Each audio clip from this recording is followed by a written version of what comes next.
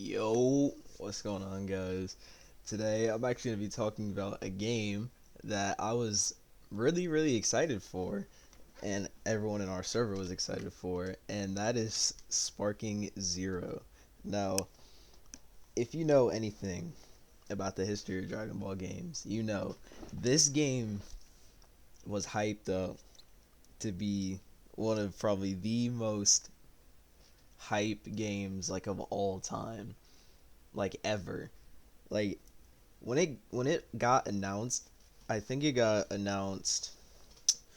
I want to say 2022. Yeah, like sometime around like 2022, and throughout like all of 2023, you're just sitting here waiting. We got a bunch of the gameplay trailers. The gameplay looked amazing. Like everything about the game just looks so sick. And when it finally came out in 2024, the game actually came out on my birthday. This is the same as Metaphor, which is insane to think about. But the game finally comes out to like like the Dragon Ball series as a whole was so insanely up in October, bro, because Sparking Zero drops on the 10th, and then I think a few days later the first episodes of Diamond came out.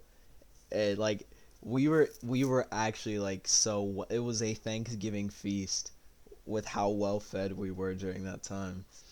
And I say all that to say that with just a little bit after the game had come out, people were starting to run into some issues with the game. One of those issues, I think the main issue, was how the defense system in the game is really it was really it was really broken, because there'd be you could basically like infinitely clash or like infinitely dodge one another until one person ran out, and then it was just a free combo. And then like you had like all the Sonic Sway stuff, and very quickly it led to a lot of people starting to come out with a bunch of complaints with how the combat system works, which were pretty valid, because there were certain characters that were just, they were so cheese. Like, I think a little bit after the game had come out, there was a I think there was a JP tier list of characters, and I mean obviously you had your big hitters, like you had your UI Goku, you had Super Saiyan 4 Gogeta. I think Vegeta was Super Vegito, not Vegito Blue. Super Vegito was also up there.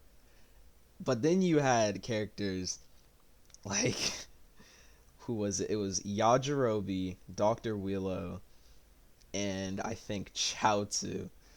Chaozu, I don't think Chaozu is up there, but he was just a really funny meme character, because the way that he floats around is so funny, and you could just blow up on some. Oh my god, it's so funny. But the main thing is the other two, because Yajirobe has an ability where you can just pop out a senzu bean, heal, and you can obviously tell where this is gonna go. People in online battles were able to just infinitely pop out senzu beans, even if you got him low, because he was a rather weak character since he was an Earthling. You could just senzu bean, you're back, keep fighting, senzu bean. Like, it was basically an infinite loop of just senzu beans. It was kind of like Krillin in Fighters, but to a much like worse extent, because Krillin in Fighters, I would not say was the craziest character ever. Meanwhile, if you can get like, not even like good, if you get decent using Yajirobe, you could basically just set someone up in like an infinite loop of just constantly healing and damaging them. You're basically just whittling them down until they finally go away. And I don't I don't remember exactly what made Dr. Wheeler so crazy, but he was like up there with everyone else in terms of how crazy he was. So it I obviously people went to Twitter to complain, and most of their complaints were obviously valid. So obviously the natural thing with most games like this is that people will play it for like the first like month or so. That's where the player count will obviously peak, and then it will start to like dwindle down. And something that I think was pretty disingenuous that people did is that people would like use the Steam numbers for showing the player base they fell off after X amount of time. Like the game was never that good. Like first of all, no, you're wrong. Second off, I say it's I say it's disingenuous to use the Steam numbers for a game like Sparking Zero because 90% of the player base is going to be on console, and not only on console but on PS5. So now, on top of the fact that I don't think crossplay is actually in the game yet, which I think is going to probably end up being like a massive, massive update for the game, because I don't think it has it yet. That is going to be huge for the game, because then that opens up everyone to be able to play with each other, and it combines all the player base, one server, which games have obviously had issues with having crossplay. I think the main one. Okay, I'm stuttering so much. I am so sorry. But an example recently of a game that has kind of been like flip flopping with how effective crossplay is Siege. And I watched a video from a Siege creator. I should be able to pull it up on screen right now, where he talks about how yes, the crossplay is a good thing for a game like that because again, with Siege, another game that is very very popular on console, even though all the best players play on PC or keyboard and mouse. 90% of the player base is on console. It is probably one of the most popular console games of like the last 5 years, decade. Like, but what it creates is that I mean, obviously controllers players are going to be at a disadvantage with people that are on keyboard and mouse because I mean, you're just the innate advantages of being on PC. Like you obviously have higher frame rates. You're much more like sense of control with a mouse and keyboard as compared to using controller. But the main problem that crossplay created is like matchmaking become like it confuses the matchmaking. And there's a tweet from Spoit, who's a Siege Pro on PC, talking about this, where he was basically explaining how he obviously hit like champ every single season, and like how he's getting matched up with like gold 3 console players with this crossplay update, and it is really weird and really annoying. And this is not a problem I think Sparking is going to have because most people are playing this game with a controller anyway. Like controller, I'm not sure if people have already unlocked like the fight stick tech, but they'll probably be using that. Like the thing, like obviously the game definitely like kind of dipped a lot in popularity as time has gone on, to the point where like I was watching a video from Goresh and Truth, both of which are Dokkan YouTubers. Goresh does Legends as well, but they were talking about it, and Gresh made like it was kind of like a sly comment, not like sly in the negative way, but it is really funny. Consider like they basically like shadow dropped the DLC, that DLC being the the superhero DLC with all the superhero characters, Beast Gohan, Orange Piccolo, Gamma 1, Gamma 2, Cell Max. Like, that is like a mega, mega, mega hype thing. Like, Beast Gohan was the anniversary, like, the anniversary unit for Legends, or I guess Legends Fest. He's like the main headliner. And then obviously Dokkan dropped him for part 2 of their anniversary. Super hype, best character in the game for sure in Dokkan on release, and in Legends he's probably one of the best characters in the game. Full stop. Like, this character of Beast Gohan should be like the hypest thing a Dragon Ball like related IP can do, because it is probably the hottest thing for the IP besides Daima. And with how the player base is like sort of dwindled, maybe not dwindled, but like the hype has definitely dwindled for the game. It's like, it kind of looks like they shadow dropped the update, because not a lot of people are actually talking about it and posting about it, but it leaves a lot of things to be desired, because um what was I gonna say? It leaves a lot of stuff to be desired, because they're obviously going to continue to drop DLC, because like I said, this game kind of concurrently dropped with Dragon Ball Daima releasing new episodes. So we're obviously going to get even more Daima characters. Like, Legends has already gotten a lot of like, or some of the really hype stuff from Daima. Like, they already have Super Saiyan Goku, they already have Tamagami 3, no, Tamagami 2, and Dokkan we don't have, well, that's a lie, we have also have Super Saiyan, Daima, Goku, and Glorio. And like, we're obviously going to continue to get more stuff. Like, spoiler warning, I'm going to give you like 5 seconds, this is a spoiler, but all of those games, including Sparking Zero, could end up getting Super Saiyan 3 Vegeta, which would be so, so hype, as well as Majin Du and Majin Ku.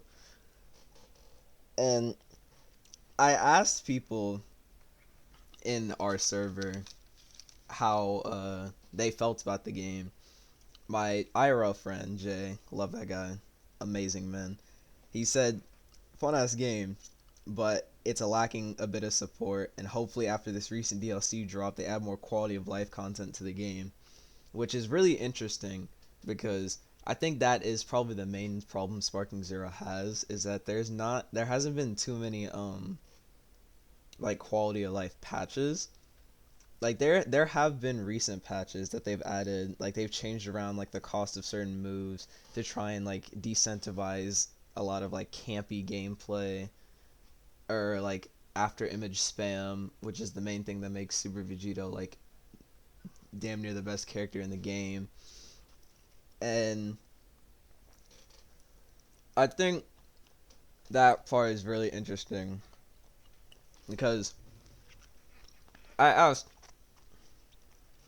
both of them what quality of life updates they need. They didn't. Neither of them said anything specific. But then we go on to what the GOAT BB Boats, Baden Boats, had to say. He said, obviously just talking about the game in general, it has the most impressive roster of almost any Dragon Ball game. Yes. And it visually looks amazing. Yes. It is one of the most fun games if you aren't into the competitive scene. That is probably the main problem. The comp scene, I mean, it ends up ruining a lot of stuff with a lot of games. Like, you could probably name like a lot of like 4 games off the top of your head where the comp scene is like really, really, really annoying. Fortnite. And all the characters are unique, and the story mode is definitely fun, but missing key moments of certain characters. I don't think there's any massive quality of life updates that need to happen right now, but just tiny ones that will make the game better than it already is. Like the update they did last update, where all the forms of the characters got stacked in terms of all the Gokus get stacked into one character, and now there's a tab for all the forms. I definitely agree because I do remember that it being like a pretty big deal for me. I was deciding whether, because obviously, like I said, both Metaphor and Sparking came out on my birthday. So I was like, okay, which one of these games am I going to pick to get? Because I'm definitely getting one of them. And in the end, I obviously decided and had my opinion swayed for Metaphor, and I'm very glad I made that choice because I adore that game. However, I think one of the main reasons to why I didn't get it is because most of the people in the server are on PS. So I would be better off getting the game on PlayStation than trying to get it on Steam because I think only like only three other people in the server besides me are actually like on PC. So I wouldn't have like anyone to play with. And I wouldn't be playing the game to play competitively anyway. I'd be playing the game to mess around with my friends and just do like just crazy fights. But I am not too upset that I missed out on the game like for release because seeing everyone enjoy the game on release, it was really nice because people people were like I said at the start of the people or I'm messing up again, I'm sorry. People were waiting for a game like this because people grew up with the Budokai series and they wanted a Dragon Ball game to look as good as Sparking does and be as hype as Sparking is to have and hold on to. And they were right. Like the game is that and then some. And I do honestly believe that with a few key updates that the game could definitely like it's really weird to say re-emerge because the game came out essentially last year. Not even last year, it came out like 4-ish months ago. Like the game's not even a year old and there's so much stuff that they can do. There's so much stuff that they can add to get the game like mega mega mega hype again. And I believe that they can make the game mega mega hype again. But I think at its core, the game is always going to be fun to just play with your friends, maybe get into the occasional online match.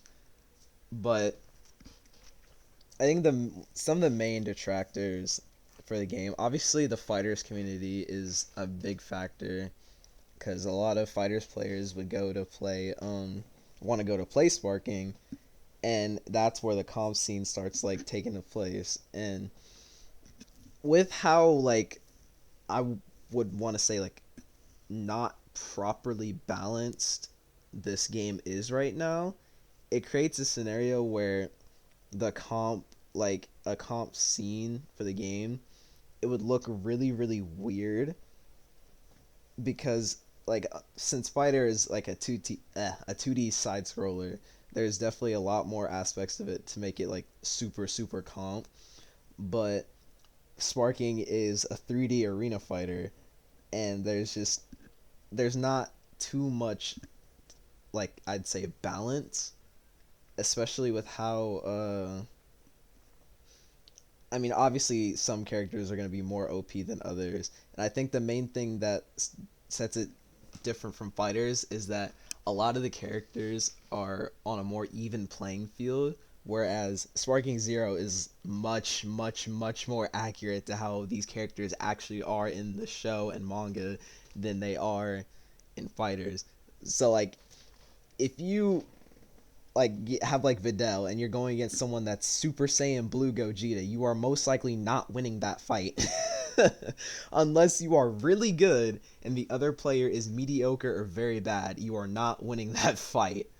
But that's what I wanted to talk about today. I mainly got inspired from this video from the Truth and Goresh video that I mentioned earlier. A very fun video. I love those two YouTubers. If you don't watch them, I would definitely suggest checking them out, even if you don't follow Dokkan or Legends. They're just genuinely good people. They're really entertaining to watch.